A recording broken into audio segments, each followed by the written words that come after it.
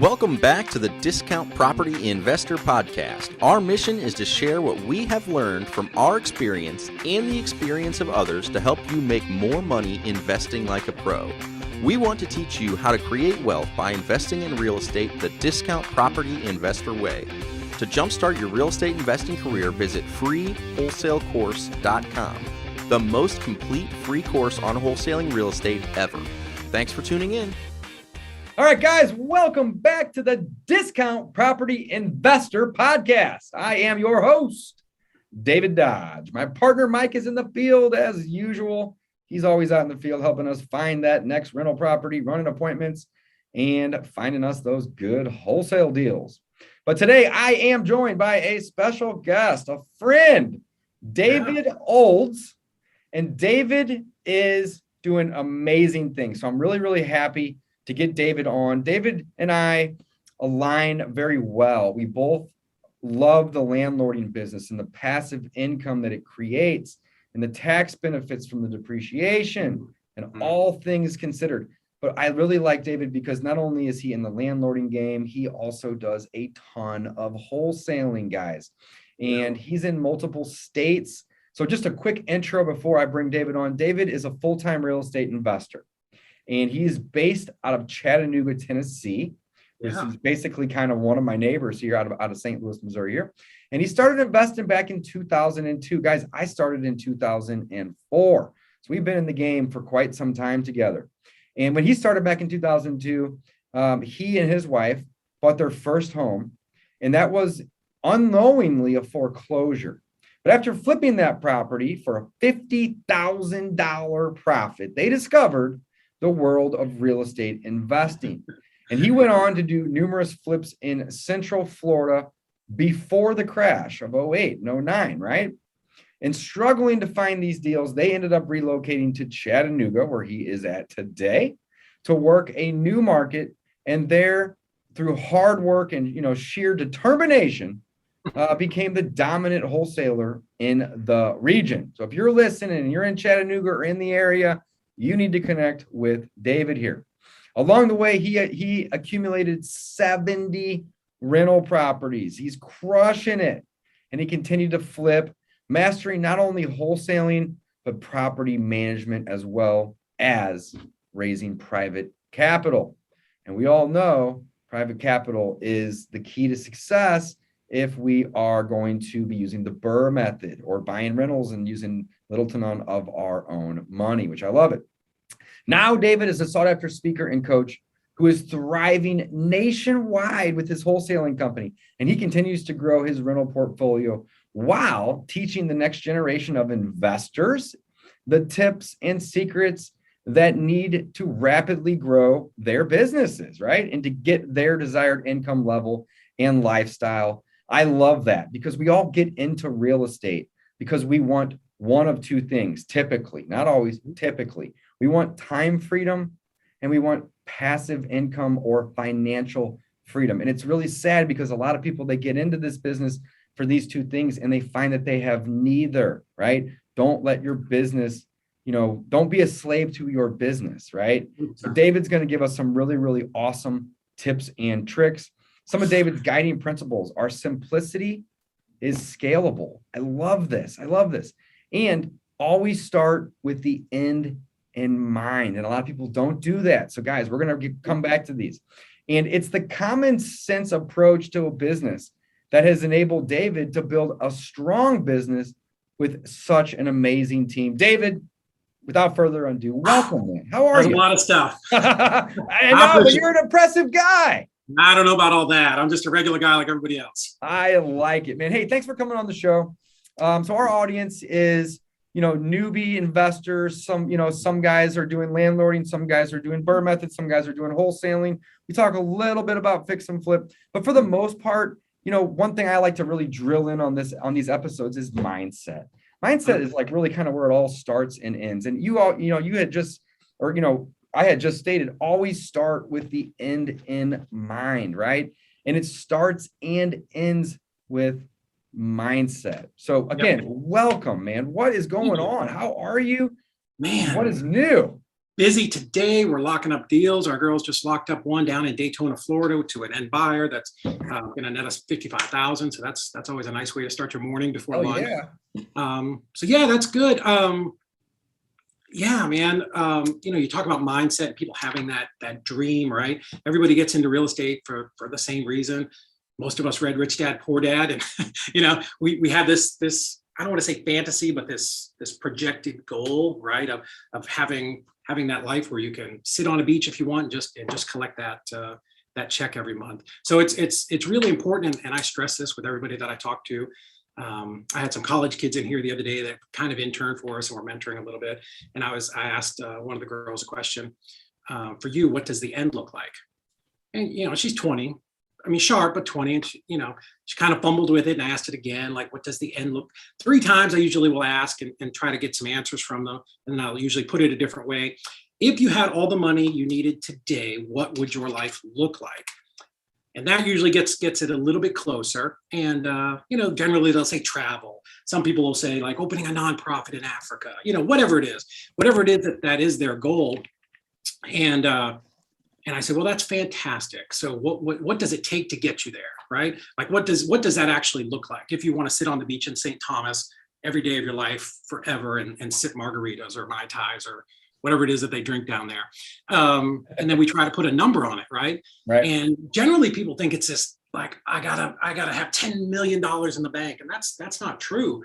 What would it cost you every month to live that lifestyle that you want and maybe have 20, 25% extra? And I'll be honest, like most normal people can do it for 20 or 25 grand a month. Like, some people are like, they set these crazy goals. I want $400,000 a month passive income. And that's awesome. But start with a number that makes sense, that you can wrap your head around. Okay, I need to have rent, mortgage, food expenses, and generally for a normal person, that's 20 or 25,000 a month. And I say, well, fantastic. Let's work that backwards, right? How many rentals would it take for you to produce that kind of income? I think a normal person spends $25,000 a month. I mean,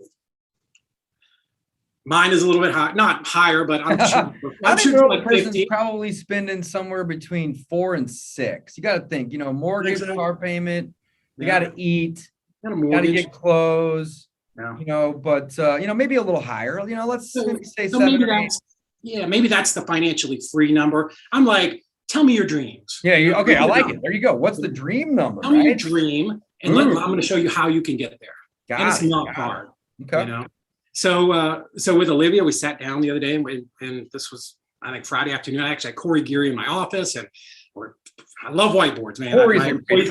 He's awesome. My employees, they can tell when I'm like getting sketchy, and I'm like going to the whiteboard to draw. And I'm like, okay, great. So 20,000.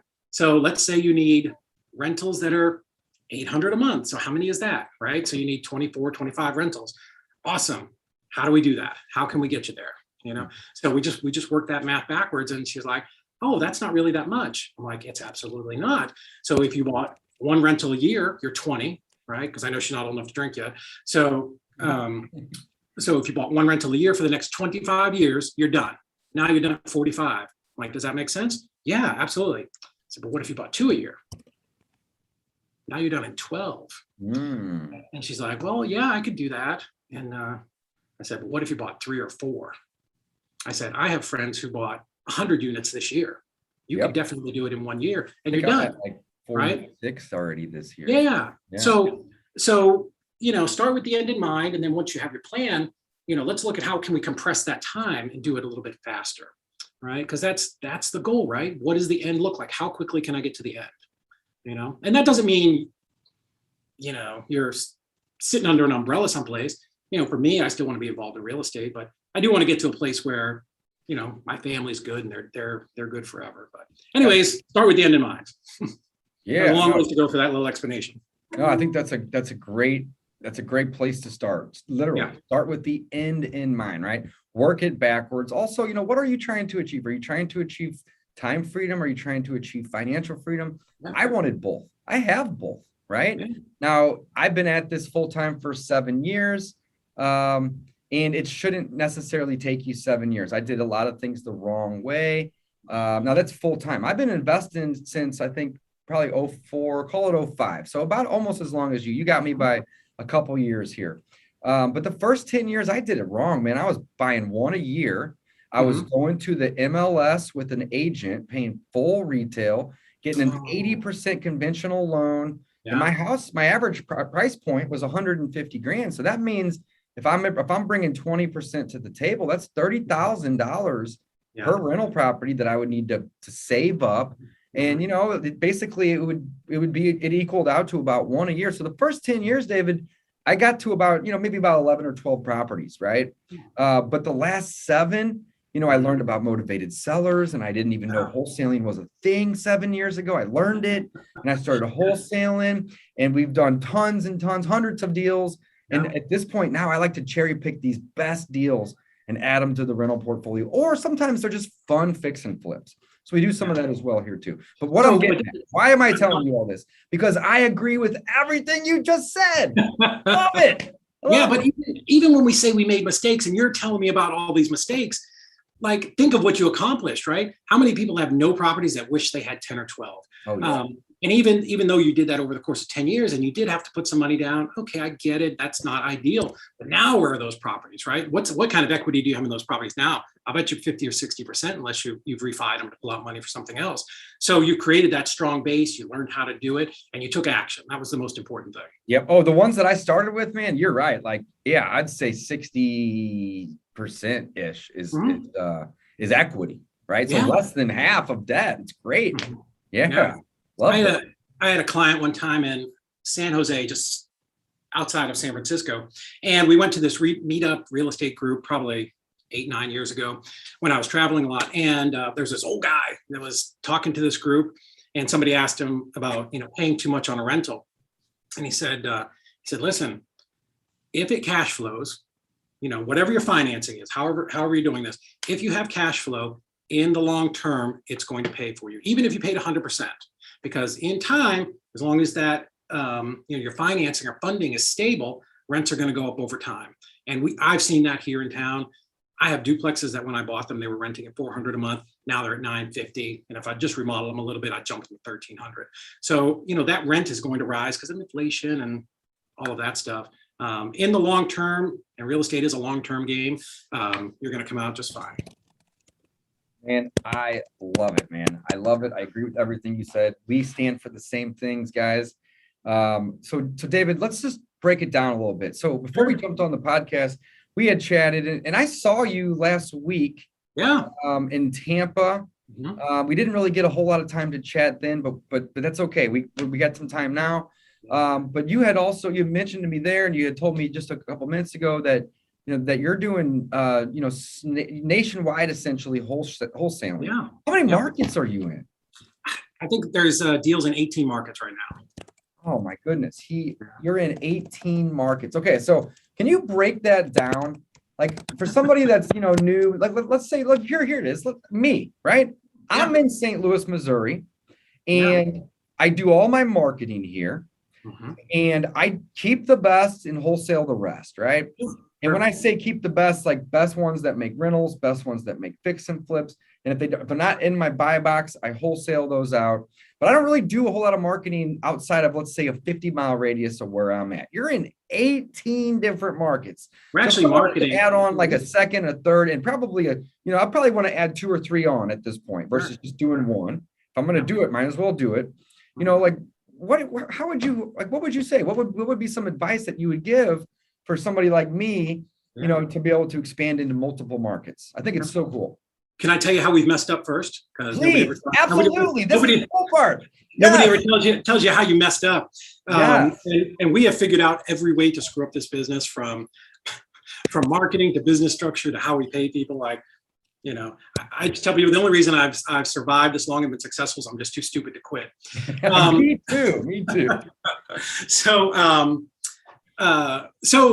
2009, I moved from Orlando up to Chattanooga. Our goal here when we moved here was to buy small multifamilies, duplexes, triplex, quads, maybe up to 10 units. And it's June of 2009. So, we came here, we're just relentless marketers, right? And back then it's a different deal. You remember, you're one of the few people that's been around, was driving for dollars, handwritten letters, postcards, bandit signs. That was it, right? That was how we found deals. And so my goal was we were doing marketing to find deals for ourselves. And, with the idea of, hey, if extra stuff comes in, we'll be happy to wholesale it. So again, our first 6 months, we did like 40 deals. It was amazing. There was nobody here in Chattanooga doing any business. So over the years, we grew that up and we were doing, 100 and something deals a year. But I had one partner with my wife, and then, another guy came along and he's like, hey, I really want to do this. I think I can add some value to the company, to your team. Let's all partner up. And I'm like, that's awesome. Except it's Chattanooga. And, there's only 250,000 people here. And although like we're rocking it here, like I'm not narcissistic enough to think that every wholesale deal that sells in town is going to be mine, right? Because you get buyer's fatigue when you flood the market with deals. I said, so let's do this, but let's expand out to another market. Let's try it.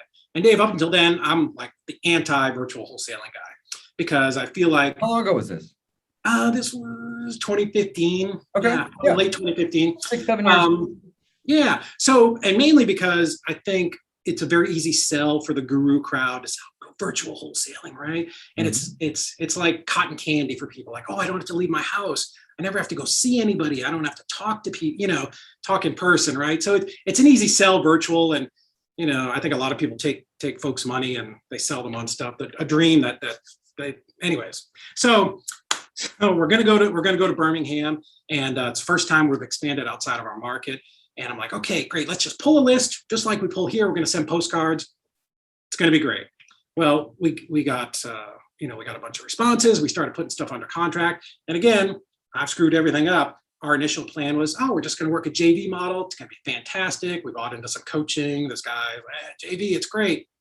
So we put a bunch of money into this, contracted some properties. And what we realized is, JV model is great, but to have a sustained scaled up company, it's difficult, right? Because nobody cares as much about your deal as you do, right? I mean, that's just a fact. That's the nature of it. Sure. So I've got a guy down there, let's call him Steve.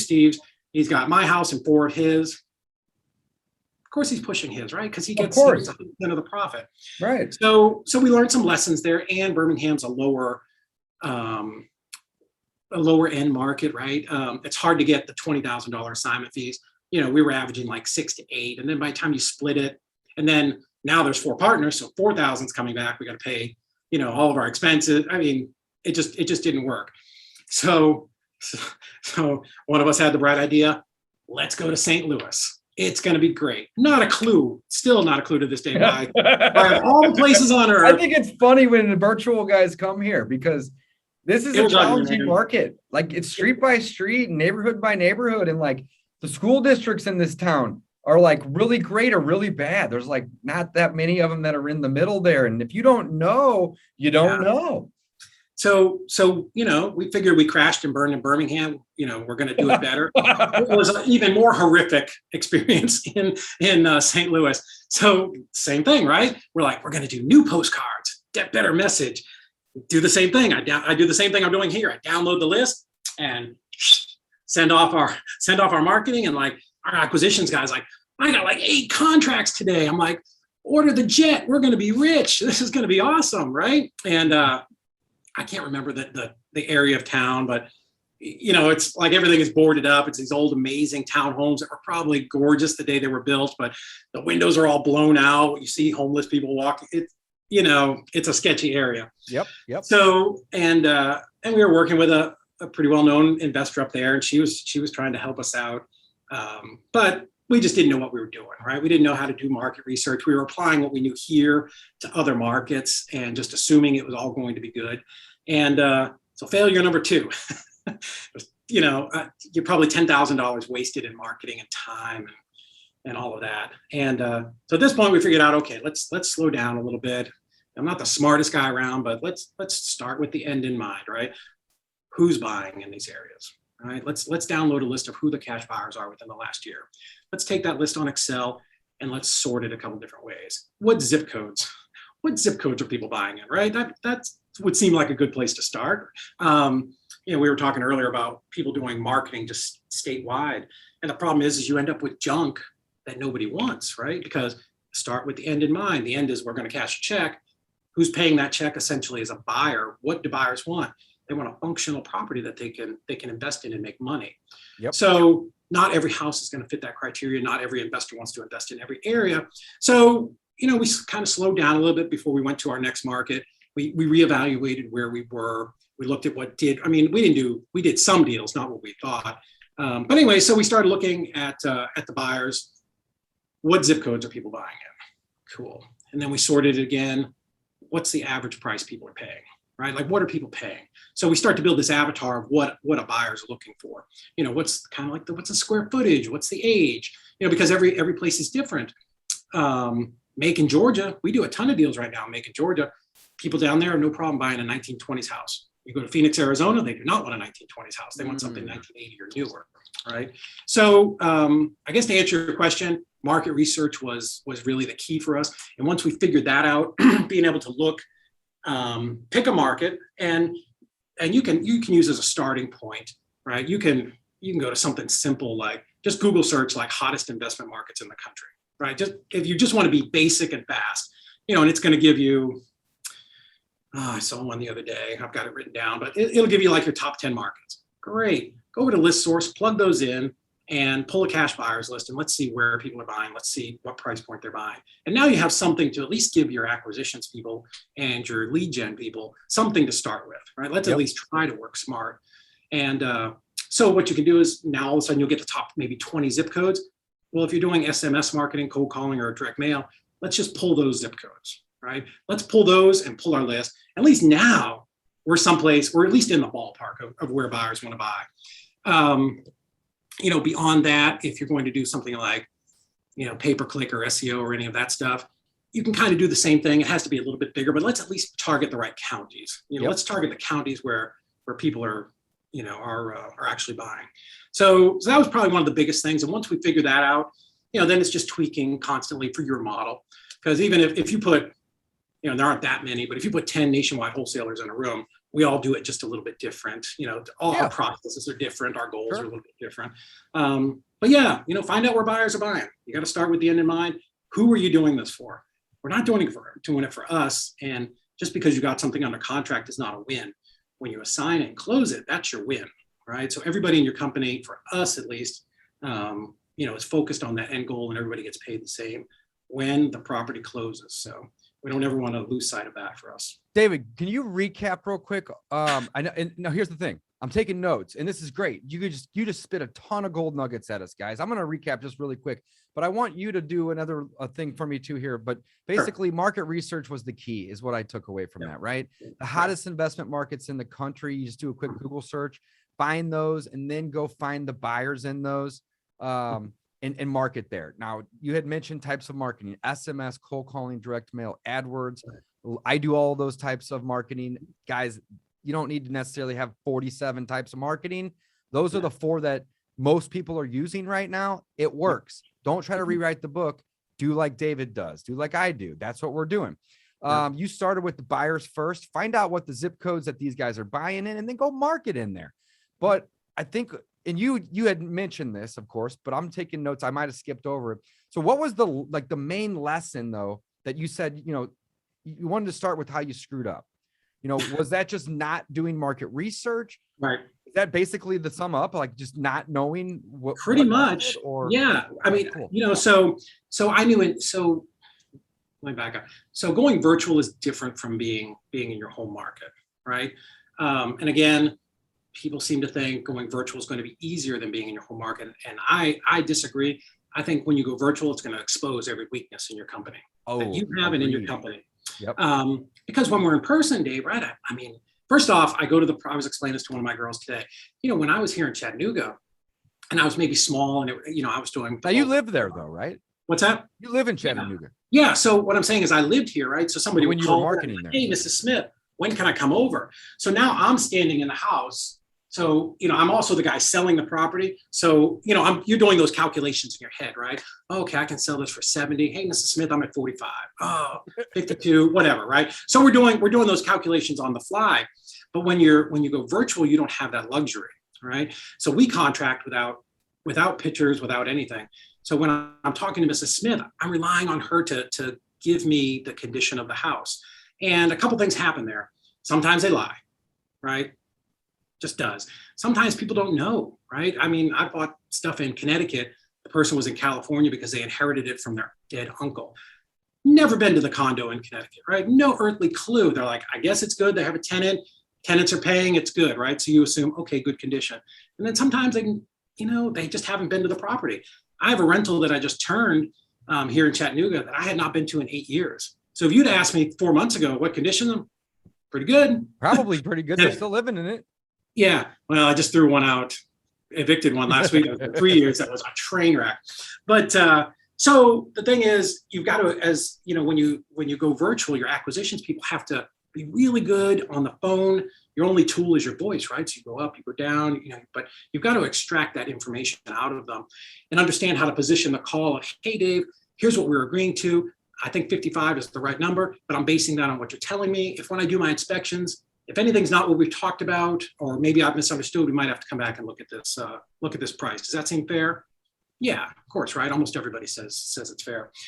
So, I mean, there are just things that you have to do different when you go virtual that you can slide with when you're in your local market. And kind of the example I give people is like, if you ever did sports as a kid in high school, like if you wrestled, right, you could like muscle people, right? You could just physically muscle it, and you didn't need to have that technique. When you go virtual, you've got to have systems, processes, and techniques, because again, I'm not standing in the house to say, oh my goodness, there's a big spot on the roof, right? Or on the ceiling, so I need to account for that. Oh, that probably means there's a roof leak, right? You're not doing that. Sure. So anyways, yeah, it's just a little bit different.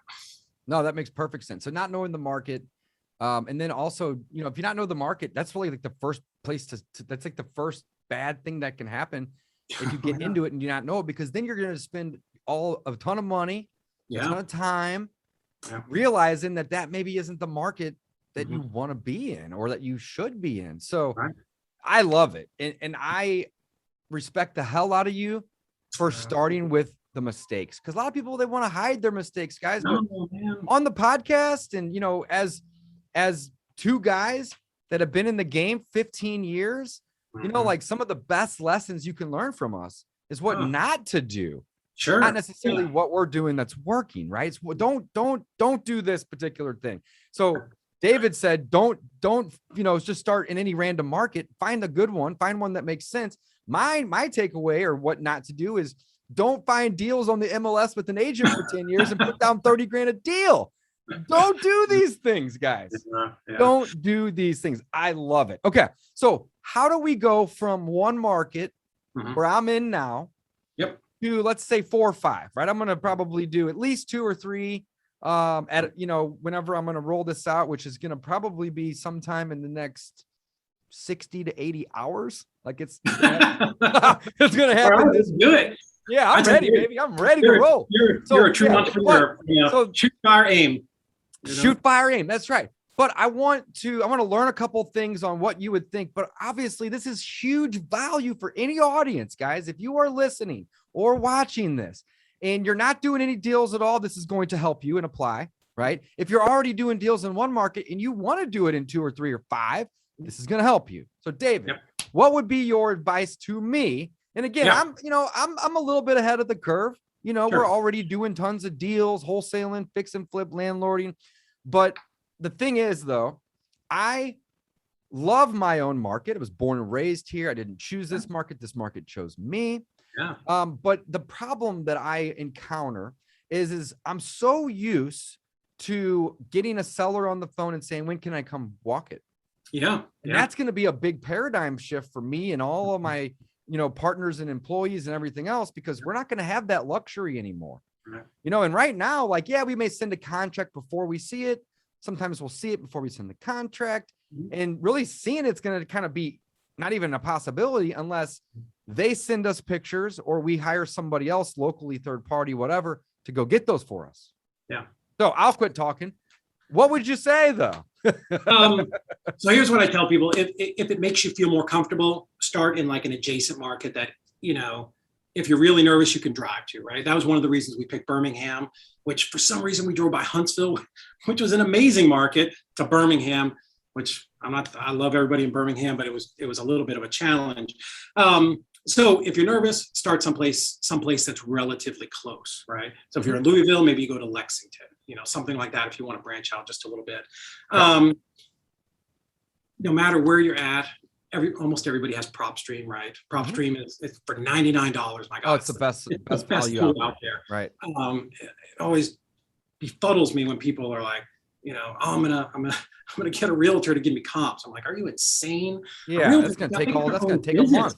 Yeah, you're gonna bet your livelihood on a realtor getting back to you and giving you good information. Listen, I got a realtor in my office. I'm friends with a lot of realtors, but just like investors, most of them are dopey, right? They don't know what they're doing. Right. So spend the $99, get PropStream, but learn how to comp, right? I'll tell you, that's a great piece of advice. Here's what I do, right? I'm gonna tell you straight right now. I'm not on the 70% minus ARV and repairs and all that stuff, because who knows, right? What does it cost to put in a countertop in Montana? I don't know. No idea. I guarantee it's different than Atlanta and different than Charlotte, different than Chattanooga.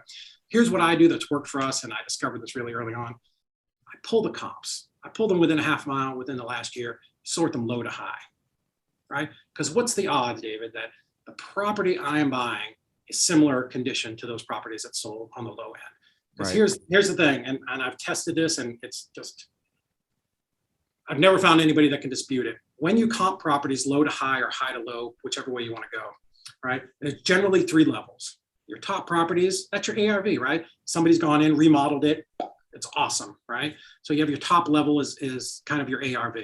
That middle level is going to be bank-owned properties, grandma's house that been lived in, and maybe it's not really updated, or some people lived in it and they got transferred, and it's kind of, it is what it is, but it's it's FHA-able. Right. It's that area where we might wholesale a property. But generally that third level is the cash deals, right? Yeah, so, the low end. But if you sort low to high, that's going to be at the top. Right. Either way, sort it though. But but look at those low numbers, because that's going to tell you something. I know we're in a weird upside down market right now, where I just got offered $400,000 cash the other day on one of my rehabs. But for the most part, that lower level, that lower range, that's where cash buyers are buying. So when I look up this 1950s house in St. Louis, Birmingham, Austin, Texas, whatever it is, whatever that low level is, that tells me where cash buyers are buying. Yep. That tells me the range. Like, I don't need to do all those other calculations, right? So depending upon condition, right? If it's average, we're going to be in the middle there. In the middle is what your cash buyer will pay you. That's not what you put it on a contract at, right? Good point. Crucial to understand that. So, and again, these are like quick rule of thumb, fast assumptions, right? That you can teach your acquisition people. So, let's say that range is kind of between like 65 and 73, right? Now, if your house is they tell you it's in really fantastic shape, maybe you can go a little bit, you can imagine selling it a little above that. But also, if it's had a fire and has no floors, right? I mean, you got to have some common sense and adjust there. You got it. But that's what we use as a range, as like a target range for contracting properties, because that's what properties, David, this is what properties like yours in your neighborhood have sold for, right? So you're basically, that's the phrase that we use all the time, because oftentimes a seller will want to go, well, but Dave, that property down the road just sold for $400,000. Yeah, but that one also has 180 grand with the rehab. Right. Yours has zero. That's what my acquisitions people say. Oh, that's amazing. Maybe I didn't look at that one. What's the address? Right. What's the address? Let me pull it up. Okay. You're a and Mrs. Seller, house. this house has granite countertops. Yours doesn't have countertops at all. There's no countertops in there. That one's also 1,200 square foot bigger than your 1950s house. And yes, the age, all of these things. Right. Okay. That's why that key phrase, and I don't know if you picked up on it when we're talking to sellers, is, hey, Mrs. Smith, let me see what houses like yours in your neighborhood have sold for.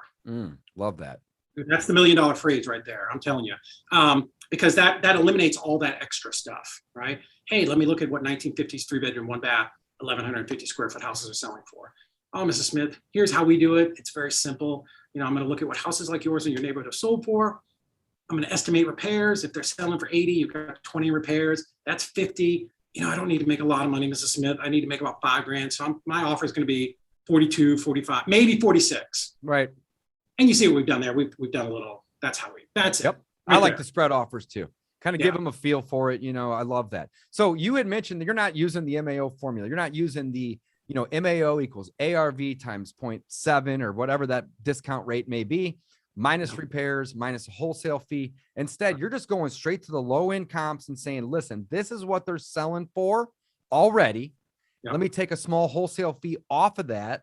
And that's my offer. I love that approach because it eliminates you from having to go figure all this other due diligence out, which I'm sure you do once you have a contract on it. Yeah. But prior to that, it's a lot of time wasted. I love it.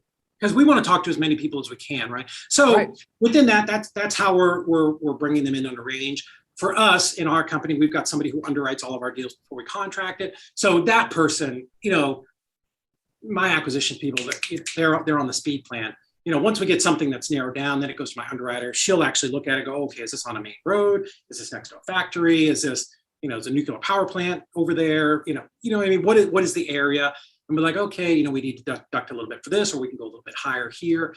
And she'll do some very simple math like ARV, we take off 10% that's what it'll cost the seller to sell when they remodel it. How much does a seller want to make? $200,000 house, great. They probably want to make 30. So we subtract that. What's the repairs? So we can figure out manually what roughly what the end buyer, because we always start with the end in mind, what their maximum allowable offer is. And then we just want to make sure we're 20 to 25 below that. That's all. It's not complicated. Nice. I promise you. I'm not that smart, so I could teach a third grader. Hey, me and you both, buddy. I get it. Okay, let me recap. All right. Let me recap, not crap. All right, to recap, your advice for somebody like me or anybody listening that wants to expand into new markets. That's how I titled this, right? Start someplace relatively close. I think that's a great advice.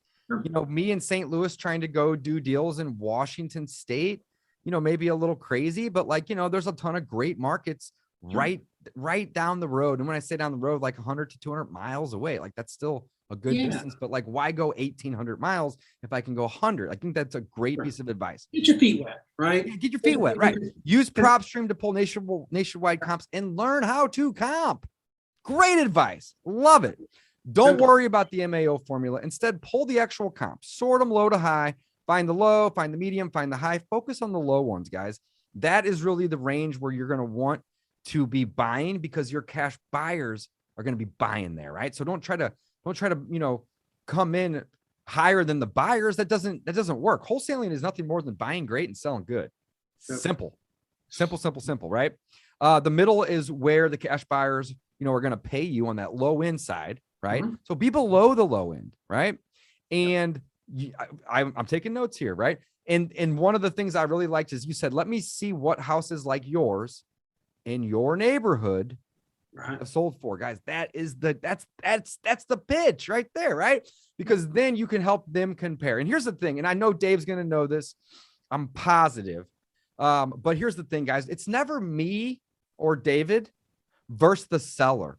That's a terrible attitude. Instead, it's me and you, Mrs. Robinson, the seller, versus the market, right? So you don't ever want to position this to where it's like me and you negotiating. No. It's me and you on a team, and we're going to figure out what the market is going to bear and pay, and we're going to both agree on those numbers. And if they don't agree, then we're going to do everything in our power to get them to see the light, that they may be a little crazy or, maybe a little, higher than they should be. Right. But that's the goal is you don't want them to ever think it's you versus them. It's you and them together on a team versus the market. And if the market's only going to bear 60 grand and they're asking 140, get off the phone. Get off the phone. It's a waste of time, right? Be polite, of course, but stop trying to work a lead that's not going to be a deal. I love it. All right. So behind that, where do we go next? I would just want to jump in on that because what you said was really great. So we get a lot of leads in pay-per-click, SMS, and all that stuff. And people will sometimes tell you 400,000, right? We get on the phone with everybody because people say dumb stuff, right? So we just want to make sure, there's nothing we could do here because I can't tell you how many times someone said 400 and we contracted at 70, right? So that was a mistake I made in my early days. I had a full-time job. My marketing came to a call center, right? So I would get these emails and I would sit there and look at it and I would talk myself out of calling people. So don't be afraid to talk to people. But the other thing that was really great is, it's me and the seller. The image that I give to my employees, my team members, get on the same side of the table. Like, hey, Mr. Seller, I'm putting your arms around them. Let's see if we can figure this out. I want to pay you, our company wants to pay you full value for your property. I want to pay you what houses like yours in your neighborhood are selling for minus repairs. Does that make sense? Yes, right? Because you want to get a bunch of small yeses along the way. Does that make sense? Awesome. Okay. And by this time, I've long pulled up comps and I'm talking to them like, okay, so here's one that sold for, do you know where 123 Main Street is? It looks like it's about a quarter mile away. Yeah. Cool. Okay. Well, one the same size as yours just sold last month at 60,000. And here's on Elm Street, looks like, slow down, right? Like, this is the point in the conversation, you're trying to slow down because you want them to be able to follow you, right? So here's one over on Elm Street. It looks like it sold for a couple $1,000 more. Here's this other one on Penelope Lane. It was a little bit lower. So this is how you're getting them to understand what their property is worth, right? Because everybody, we're in a hot market, right? So now you've got to combat that a little bit. So we're just trying to bring expectations down into reality. Now, like you said, they're out of whack. Hey, if anything changes, I'd love to follow up with you in 30, 60 days. Save my number. I'd love to help you. But yeah, if it's not a deal, move on because you got to talk to the next person. So I'm sorry, I didn't mean to interrupt you. No. I love whenever we reiterate things because it shows the audience, the listeners, the viewers, how valuable these things really are, guys. So if you didn't take away a gold nugget from that, back this up and go listen to the last 3 or 4 or 5 minutes because that is so incredibly important. That's what separates the guys that are doing, 1 or 2 deals a month from the guys that are doing 15 or 20. We have a different mindset on this. This is not me versus the seller. Here's the thing. We can't force somebody to be motivated. We can't do that. But what we can do is we can help them see that the offer we're making, it's going to be low. Come on, let's be honest. It's going to be low. That's how we make money. But it's also equally valuable, right? It's a fair offer, right? Yeah, it's low, but it's fair. Here's why. The other houses that are similar to yours in the area or in your neighborhood have sold for this because they're equally bad.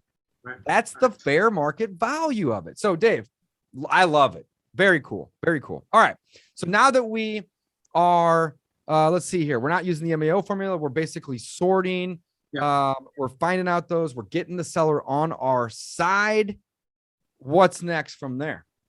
So then we're contracting it, right? And so Mrs. Smith, fantastic. Again, so we're agreeing to 60,000. I think that sounds right. Of course, that 60,000 is just based on what you're telling me for condition, because I'm way over here in Tennessee and you're in South Dakota. So here's the next step. And this is really crucial. No matter what side of your business you're on, whether it's your acquisitions, dispositions, transactions, you got to tell people what's happening next, right? Because what we do is weird, right? It is. It's not a realtor. It's not the traditional method of people buying and selling houses, right? So, hey, Mrs. Smith, let me explain to you what's next. First off, my transaction coordinator is going to call you within the next 24 hours, and we're going to need to get some information. Here's our process, right? First thing we're going to do is I'm going to pay somebody that works for us over there in wherever it is, North Dakota, South Dakota, whatever the town is, and they're going to come by and they need to take some pictures and a quick video for me, right? And that's just for me to confirm what the condition is. And usually when I get that, I can start to get an idea of what kind of repairs I'm going to need to do once we close on the property, and we're going to try to get this thing closed as quick as we can, right? Because the seller's end in mind is getting that check, right? So we're always moving them towards that and keeping that goal front of mind. So great. Once we do that, I get all that information. I'll send it out to our partners or our contractors. They'll probably need to come through once, maybe twice. Like I try really hard to get them all there at once. But if you've ever dealt with a contractor, getting them to show up on time is like pulling teeth. So is that okay? Does that work for you? Great, perfect. So here's what we're going to do. I'm going to have my transaction coordinator call you, and she will start to schedule. She'll be your point of contact, and she'll schedule these things going forward. But if you ever have a question, you call me right back. This is my number. It goes to my cell, and I'll answer whatever questions you've got. So the next step is telling the person what the next step is. Same thing on dispo, right? Once you're under contract, you have to tell the buyer what's next. Because if you don't, uncertainty and fear sets in, and then they start wondering what's going on. Are they really buying my house? Or, is this title company? Is this real? Is it a scam? Like stuff gets in people's head, and now you're going to chase that buyer till the day. I love that. I gotta stop and reiterate, guys. Tell them what's next. This is so valuable because if you just send the contract and then you go MIA, they're going to start looking for somebody else to buy that house from them, right? Yeah. So tell them your closing coordinator or transaction coordinator is going to be in touch. Let them know that, you need to get somebody out there to take some pics or videos. I would imagine in some cases they say, well, I can take pics and videos, even better. But if you don't want to rely on them or you just want to make sure that they're not sending you the best of the best photos and angles, get your own guy out there. So on that topic though, let's say you pick a new market and this is your 19th now, right? You don't know anybody in, Springfield, Illinois. So who do you call to get to do that? So again, in catastrophic things that I've done in my past, this was for me the single biggest mental hurdle. Mindset. That's what I said. I mean, my God, I could not wrap my head around this. Again, I feel like I'm pretty smart, right? I graduated from college. I've done a lot of deals in town, but going virtual, I could not. And it's the dumbest, easiest thing, but I couldn't get there. So here's what we do. And here's what I'll do, David. If anybody that's listening to this, you send me a message on Instagram, and my Instagram is David Olds, REI, and you say that you were listening to this podcast, send me I want you to follow me because I'm trying to, Of course. Go follow David, guys. I'm trying to be as popular as the 19-year-old girls that work for me. Oh, absolutely. Guys, Instagram, David Olds, DAVID OLDS REI. You're a fool if you don't go follow him. This guy is a real deal. What I will do is I will send you a document explaining exactly how we do this. How we post for this. We post on Craigslist, same thing on Facebook, and I'll give you a little rundown. So we post something very generic, Craigslist, Facebook ads, whatever. Hey, our company is buying real estate in your area, and I need to hire somebody that can go take 50 to 75 photos and about a 5-minute video. This job pays $75. Message me if you're interested. Boom, that's it, right? So now what's going to happen? You're going to get a million emails, right? And the next thing, very simply, I have a document all set up. I send it to them. I said, hey, here's what you're going to do when you get there, right? And I've actually created a video, and there's a video link, how to take pictures at a property, right? I took one of the girls that work for me. We went out to one of my properties, and I filmed her taking pictures, explaining what she's doing, right? Because if I'm going to pay this amount of money to send somebody over there, I want to make sure they're doing the right thing, right? That we're not holding our phone like this, right? Because that drives me crazy. Those who can't see and they're listening, he was holding his phone like you normally would hold your phone, but that's what we like to call portrait. And you want to turn your phone sideways, and we want to get a landscape type video, because when we're walking in houses, you want to try to get as much in the picture as you can. Sure. And also, you can't share those videos easily to YouTube or whatever. They just don't work as well. Turn the phone sideways. Pro tip. Love it. Yeah. So, we have a video like, hey, stand in the corners, take the picture. If you've got the 0.5 thing on your iPhone, like that'll give you the widest view. That's what I want. I'm not interested in the picture of the chip on the countertop. Right. It's not the most important picture to me. I need big picture stuff. Right. Because again, the end in mind, and I beat this like a horse all the time. Who is going to be looking at these properties? Your end buyer. I want that guy to make a decision from sitting on his couch, right? Our job as a wholesaler is to provide value to these people, right? Be easy to work with. Do not be a pain in the ass. Be simple, right? Provide, good photos. So again, our little document, hey, I want a minimum 2 pictures in every room from the corners, as far back in the corners as you can get. I want pictures of every side of the house. I want pictures shooting down each side of the street. And then I want a video starting at the front door, holding your phone horizontal, slowly walking through. And we explain all of this in the video that's in that document. If anybody wants it, message me and say you listen to the podcast with David. Kind of shoot the floor, shoot the walls. You can't really see, but I'm kind of going in a circle here. I want to see the whole room. It's not a race to get through there. Move slow. And we explain to the person taking pictures, I need to be able to see the true condition of this house. That's it, right? So we take all that stuff up, and then we do our marketing on the dispo side. We package it up and we get it out to buyers. Whoa. You just did like 80%.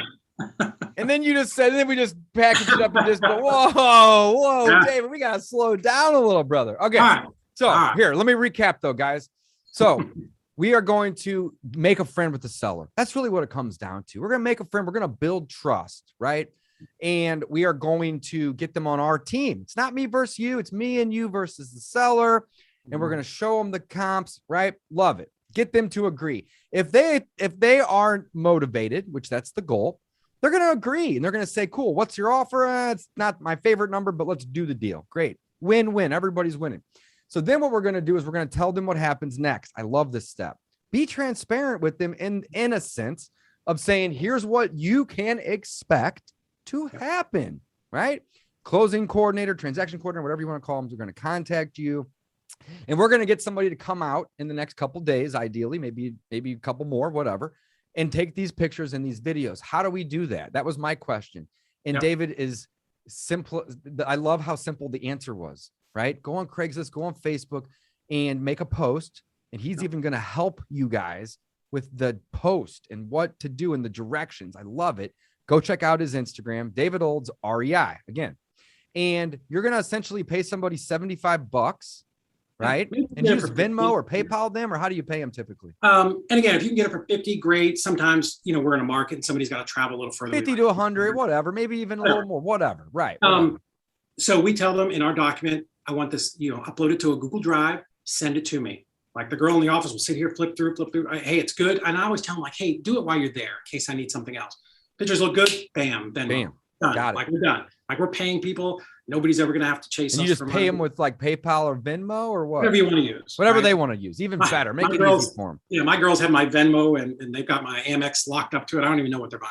Got it. No, it makes perfect sense. So send someone out there to get those pics, right? That's how you find them. Then once you find them and they seem like a good fit, hire them. Get them out there to get those pics and those videos. One thing I want to highlight is you said I want to see 2 pictures in every room. Minimum. And I want you to get in the corner, stand back as far as you can, get as much in the picture as you can. And then you also mentioned start and then do a video too. I want both. I want pictures and I want videos. And I tell my people, hey, if you take 200 pictures, I'm good with it. Just don't come back with 4. Well, like 4, not 400, 4. That's not enough, right? You could delete pictures, but the one thing you can't do is add them without being there. So the more, the better, right? And then additionally, a video. And a video is really helpful because it gets you an understanding of the layout. When you're looking at pictures, it may not be, maybe a little difficult to say, okay, well, this room looks like it connects to that one. Well, in the video, you're walking through the house, right? Love it, right? So they then get this, they send it back to you and your team or me and my team. We review, we pay them. They're happy. Love it. All right. Then what? So now we have this video and these pictures. Next, we're going to do like you would do in your own market. You're going to market. You're going to find these buyers. And the very first thing that David and I started talking about was when we go look for markets, don't just find, any market, find markets where there's a lot of transactions, find markets where there's a lot of people buying and rehabbing and renting, right? And you're going to find those buyers. And essentially it's kind of a buyer first stance on what market. So we've already done all that, but we now know that we have a deal and we have these buyers. So next would just be marketing, right? And it's funny because marketing is how we start this business, so wholesaling specifically. It's also how we end this transaction. We market to find the deal. We market to find somebody to buy that deal from us. If you haven't understood or seen this yet, guys, this is the marketing business that we're in. 100%. Real estate is the product or the service or whatever you want to call it. But we're not really in the real estate business. Not as wholesaler. As a wholesaler. No, we're in the marketing business. So 100%. David, I'm just really passionate about this, man. I just want everybody to know if you want to be in the wholesaling business, you are in the marketing business, guys. That's really where it comes down. So next, we are going to prepare the deal. We're either going to get that Google Drive or that Google Photo or our website. I mean, it could be something simple as creating a Facebook post that's shareable or a Craigslist post and sharing that URL with people. Don't overthink the marketing. You just got to do it though. But you need to basically make the deal presentable, right? So we do that. And then next, we're going to start contacting buyers. And that could be in a form of a blast, SMS, email. It could be posting online. It's just any activity that is going to get eyeballs on your deal. Is there anything you want to add to that, Dave? I mean, it's pretty simple. So one small speed bump, as soon as the pictures come back, we reevaluate the property. right? So oftentimes I'll get love it. See, that's a great tip. Or one of my girls will bring it in and go, hey, something's not right here. Have you seen? Okay, that was one that we skipped over. So really, it's reevaluate, then the market. I love that. Okay, right. So have you seen these pictures? And oftentimes I'll pull up like the call and listen to the call, or I'll watch the notes. I'm like, I look from one screen to the other. I'm like, it's not really what we might need to call the seller and tell them that, yeah, you know, we're not going away, but at this price is going to be really challenging for this to actually work. Yeah. Got it. So we'll set that stage for like, hey, there's a couple things here that we didn't really talk about. I'm going to get my guys in there. We're going to look at it, but like, I'm pretty sure we're going to have to look at this price, or, hey, everything's great.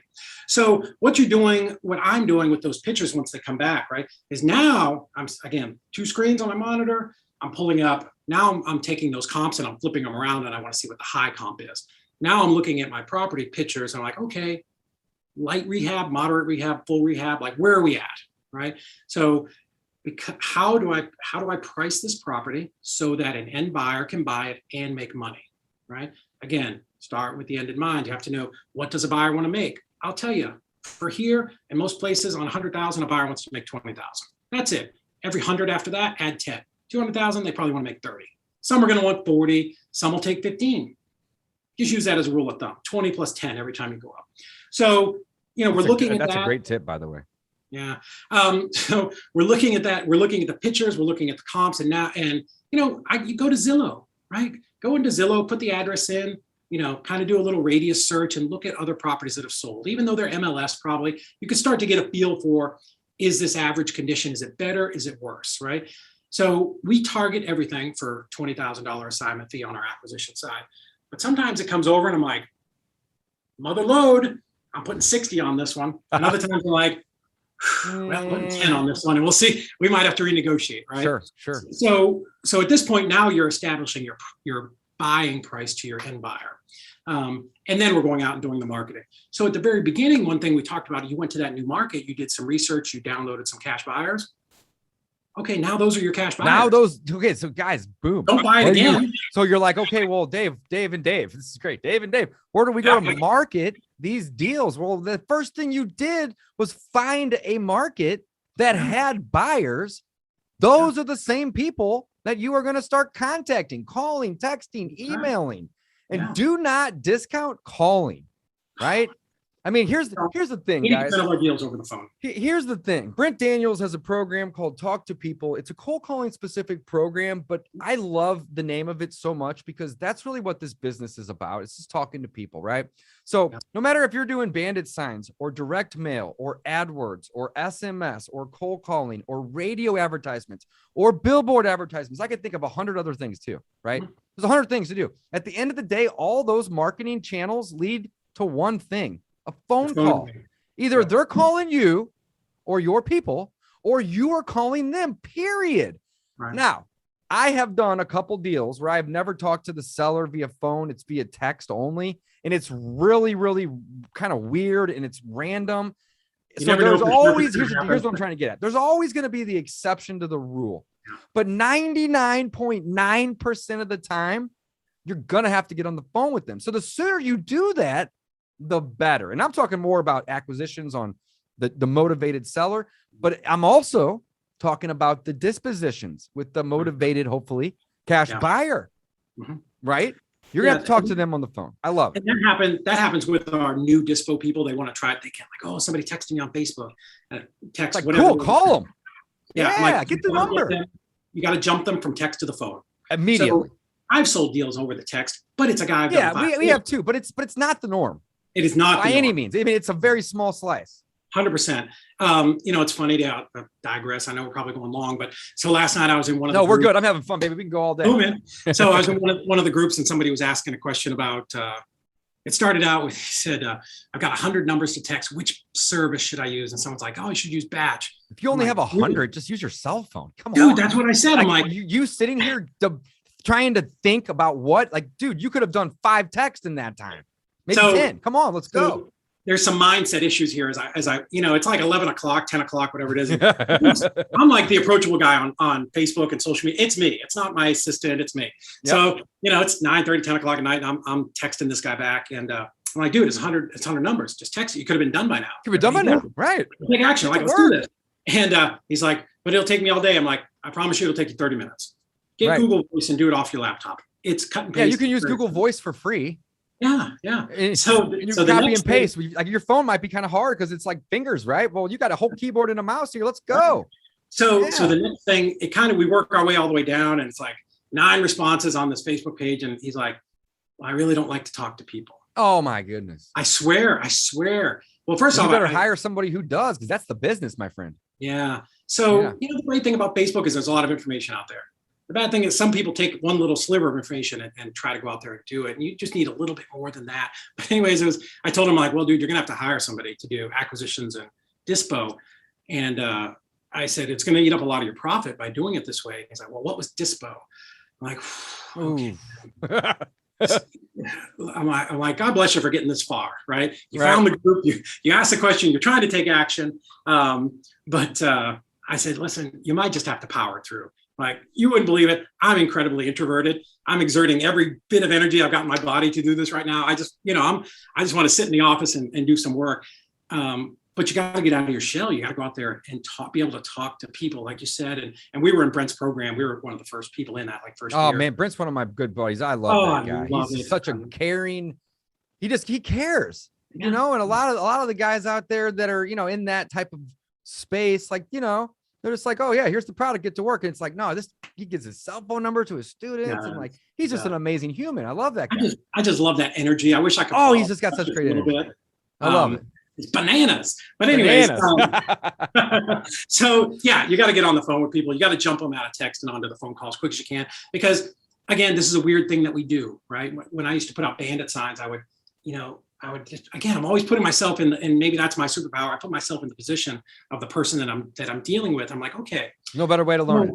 So I'm going to put out this sign. Somebody's going to drive up to this intersection, stop, look to the left, and go, we buy houses. Well, that sounds fun. Let me call this person. Right. They call me, and we have a 10-minute conversation. I'm like, I'd love to come over and look at it. And you invite the stranger to your house. I walk through for 10 minutes. I give you a contract, and you sign a contract to deeply discount your property. Like, all of that's weird, right? Yeah. None of that is normal, right? No. It's good for us, but go to Walmart and run that by somebody that you pass in the pantyhose aisle. Yeah, right? you want to sell your car to me real quick? Yeah. Go out there and let's jump in the back seat of the car and let's look around. Yeah, let's run some numbers here, buddy. Like, it's weird, right? So people do business with people they know, like, and trust. Love you it. have to understand building rapport with people quickly. And I tell people, if you can get somebody to laugh, that's like instant rapport. Study some John Martinez, study Tony Robbins, all these guys, Chris Voss. You got to be able to build rapport. So yeah, I don't even know where we were at, but okay. So here we are. I need to stop and throw that in. No, this is great. So we're almost through the whole process though, which is great. So basically, we're gonna reevaluate, guys. That was a big thing that I was missing here. Get the pictures, get the videos, reevaluate. Is it still a deal? Did what they tell you, does it line up, or are they way off? And if they're way off, hey guys, it's okay. Just get them on the phone before you start marketing and wasting a bunch of time, and see if you're able to get, a better price, or, maybe there's information that you didn't have before. Now you do. Regardless, reevaluate. If everything's go, then go. And if not, circle back to the seller. Next was, we are going to start marketing, and that can happen in a number of ways, but you now have a contract, guys. You have equitable interest in a property. Start marketing that equitable interest in that property. Find a buyer. And then once we're marketing, buyers are going to call, and they're going to text, and they're going to email. But the goal is to get them in the property, is it not? Yeah, 100%. So we do a lot of training for our dispo people. And so we've got a little, kind of a call flow. It's not really a script. It's, hey, David, thanks for calling me. How'd you find the property? Like that. We want to know that, because we want to know what marketing channels are working. Awesome. So good. Hey, let me tell you a little bit about us. Today, we're a property liquidation company. So what we do is we sell discounted properties all across the country to very serious landlords, contractors, and investors, people like you. Because everybody wants, no matter where you're at in the real estate food chain, you always want to be like the guy above you, right? So small words. Hey, we sell them to, guys like you. Let me explain our process. Our process is super simple. We guarantee clear titles with all of our properties. We prorate the taxes, so you're not buying anything with any back taxes. I know some people do that. We don't. And we have a one-page contract. It's so simple a third grader can understand it. I'm selling, you're buying. We have some EMD that goes to the title company. Once we agree on a price and a closing date, bam, we're done. We're sending this over to the title company. We're getting this, finished. Usually we can wrap it up in 5 to 10 days. So tell me what kind of properties you're looking for, right? Does that sound like what you're looking for? Because I want to establish at the beginning, right? Is this somebody who's looking for their personal house that's going to get a loan? We know that's not going to work. Yeah, it's not going to work typically, right? Everything is, it's like a tale of two streets, right? Everything is like a Y in the road. I want to disqualify people as quick as I can, because the worst thing that can happen is you spend 2 hours on the phone with somebody and you think, I'm selling this deal again, buy the jet. We're making 50 grand. And then, oh yeah, let me get with my loan officer and see if we can do this. You're like, so we're trying to disqualify the people that are out, and then the people who call in, we want to move them forward in the process. So again, here's how our process works, right? Because if you don't do that at the beginning, at the end, after you contract, oh wait, I got to pay my realtor, and it's got to be at my title company, and it's going to be, I only put down $10. That's a great nugget. So if you don't do that at the front, I promise, I had this conversation with one of my girls yesterday, you will chase this buyer all the way to closing. It's going to be some issue all the way along. So yeah, hey, here's what the next step is. Here's how we work. Does that sound like something you're interested in? Yeah, great. Tell me what kinds of properties you're buying. So here I'm trying to slow down the conversation a little bit if I can, right? Not everybody will do it with you, but tell me what kind of properties you're buying, Dave, because here's what we're doing. We're building our database, because I don't know if you're going to buy this property or not, but I'm going to get your information and you're going in my database. And if you tell me you want blue duplexes on the top of the hill in Chattanooga, that's going in my database, because next time I have a blue duplex, I'm calling you first, right? So even, every call is valuable, right? Every single call, building that buyer's list. Hey, what's your email? What's your phone number? Tell me what's your ideal criteria. How many deals did you buy this year? Now we're in October now. So, hey man, what's your goal for the rest of the year? Did you meet your goals? How many were you supposed to buy this year? Oh, you need 3 more? Cool. I think this one fits your criteria. Let's lock this one up and let me see what else I can find for you, right? Again, we're here to provide value and service to people. So I love it. No, that's perfect. You nailed it. But guys, the takeaway from there is, be transparent with people, right? Tell them what they can expect, right? What's the next step, right? That has never turned around and bit me. Let's put it that way. But what has bit me when I don't tell people the next step, and then they're sitting around wondering, it goes on both the front side of these transactions as well as the back side. So speaking of transactions though, yes, we get through this whole process, and we find a buyer, we make a friend with that buyer. With the seller. We find a seller. We make a friend with that seller. We contract. We get a guy out or a girl out. Take some pictures. Take some videos. We reevaluate. Boom. It works. We start marketing. We find a buyer. We send the buyer out. The buyer walks the property, calls us back and says, David, which could be either one of us. I love it.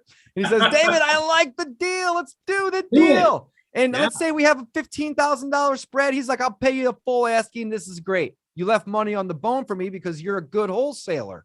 That's right. I'm going to repeat that. You left money meat on the bone for me because you're a good wholesaler, right? You got to buy great and sell good. You can't buy great and sell bad.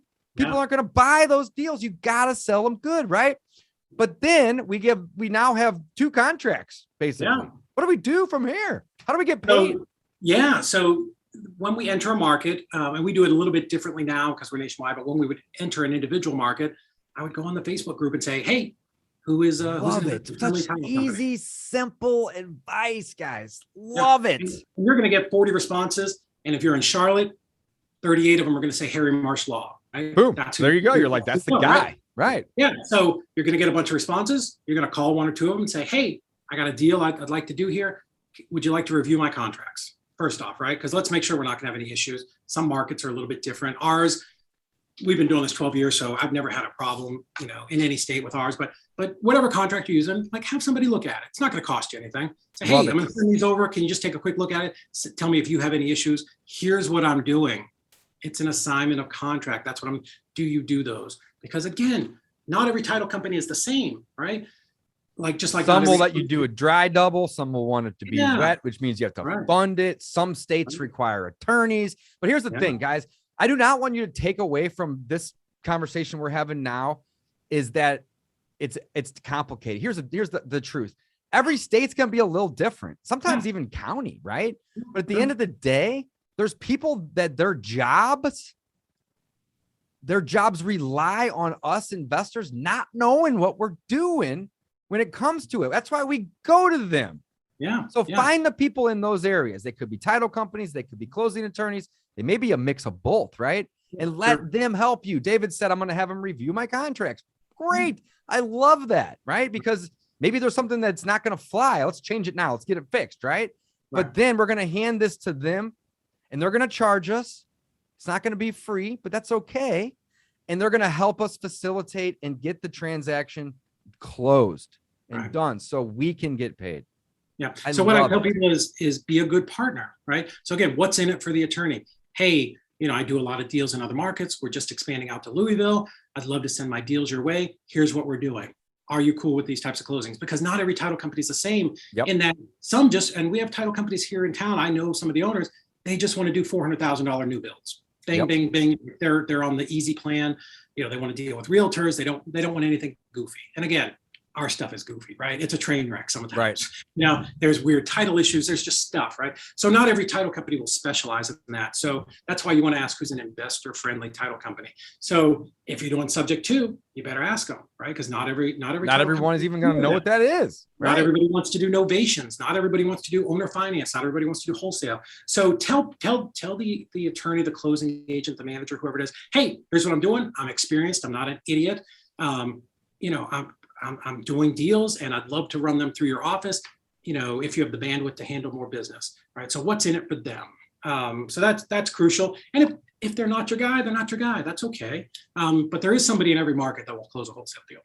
I love it. So David, this is awesome. One of my favorite podcasts that I've done in the last couple of months by far, because you are filled with a wealth of knowledge. You've been in the game for a minute. But regardless of all that, you're a giver. And I love hosting people that give because that's why the people come. That's where the audience comes from. They want to learn something. I've learned a couple things on this episode, and I've been in the game 17 years. So if you are listening to this, guys, you have had to have learned several things, probably 10 plus things at this point. Very, very cool. David, all things David, right? Is davidoldrei.com. Yeah, go there. And that's kind of like a little hub, and it'll shoot you off to some of our other businesses. But I've got some free stuff there, a bunch of videos, content like this. And, if you. So the best place for people to connect with you, though, is ideally Instagram, right? Yeah. Yeah. And again, like I answer all my stuff, so yeah, I'd love to help out in any way that I can.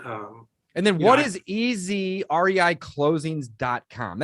You had sent over some notes for me, right? And that one says that this is the premier transaction company for the nationwide wholesalers, right? Yes. So one thing that we've realized, there's a gap in the market, right? There's no gap in the market for CRMs. There's no gap in the market for skip tracers or text blasters. But as we've gone, and I have students too from all over the country that we help get going. But one thing that's a problem, and so if you think about most entrepreneurs, right? Most of us, anybody that has it in them to go out and start a business, right? Like we're a little manic, we're crazy, we're all over the place. We're like Tasmanian devils. We're talking to people, we're doing stuff. But what's the thing you're worst at? Probably paperwork. I mean, it's terrible. Like none of us are great at it. I know because my accountant emails me 4 times to get the same stuff. Yeah, exactly. So, that's so true. Yeah, what we realized is because people have asked me, like, do you want to start a title company? I'm like, I don't really want to do that, but here's what I can do. I can help you get all of your properties closed. So we can be that in-between person. So instead of you going out and hiring somebody in your office for $40,000, what we'll do is we'll get your transactions closed for you, and I'll show you how we'll do it for free. So we have a couple little things that we can do where if you use our contracts and the way it's written, the end buyer will end up paying for that, and let us be that service for you. So we're actually launching it November 1st is the day that it goes live. We're going to be speaking at a couple of events in Miami and San Antonio, but we're staffing up for that now. It's a ton of money to build it out, the CRM and all the websites. But essentially, that's what it is. We will have somebody in our office. We'll have a team of 15 people here that they will talk to you. You'll give us your buying contract. We will reach out to the seller, right? Go find your next deal. I love that. I will go to the seller and I'll say, hey, Mr. Seller, here are the documents I need to get this thing closed. I need to get your leases. I need to get your seller doc. I need to get your mortgage information. We're going to do all that gathering, right? Because if you're a solo person or you have a small team, like you have to stop what you're doing, change hats. Okay, what do I need for this person, right? And what are you going to do when the title company starts saying, hey, we need affidavits of heirships and a monument of title, and we need all these things? You're going to be like, I don't know, right? So you've got to stop doing income generating activities to go do this, right? So easyreiclosings.com opens, we launch it. We're in soft mode right now with some big wholesalers around the country, making sure all of our systems are tight. But we're going to take that. We're going to take your contract. We'll deal with the seller. Now, listen, we're going to tell you, hey, you need to go do something. But we'll handle all that paperwork, and we'll be the person between you and the title company. And then when you sell your deal, send us the contract. We'll reach out to the buyer. Hey, Mr. Buyer, I need your LLC docs. I need your hard money lender. I need the contact info. I need all of those things, right? Because this is that thing where it's like another level of experience where most people don't have it. They either don't have the experience or they don't have somebody in their office that knows how to do it. They don't want to pay 40 grand. Yeah. I know it's 40 grand because I've hired people to do this. So, we will take care of all that, coordinating the closing, getting everybody together and let you know, hey, here's when the closing's happening. We use nationwide title companies because the only good thing that came out of COVID was everybody figured out how to do it. Everybody figured out how to do stuff virtual. I got a wire this morning for 18 grand on a closing that nobody ever met and nobody came together. So we will do all that for you. Super low amount to become a member of that because we're like Sam's Club. We're not going to make any money on the transaction, but it's a couple grand to get in there a year and we'll handle all that for you. We're a heck of a lot cheaper than hiring somebody in your office that may or may not know what they're doing.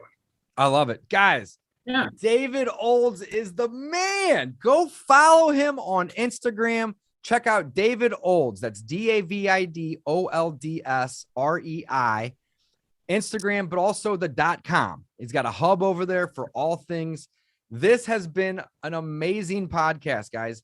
He just broke down how he has been able to go from one market to 18. I feel like I need to be paying this guy for this coaching that he just gave me, but he didn't just give it to me. He gave it to all of us. And I am incredibly grateful to get an hour and a half almost of David's time today.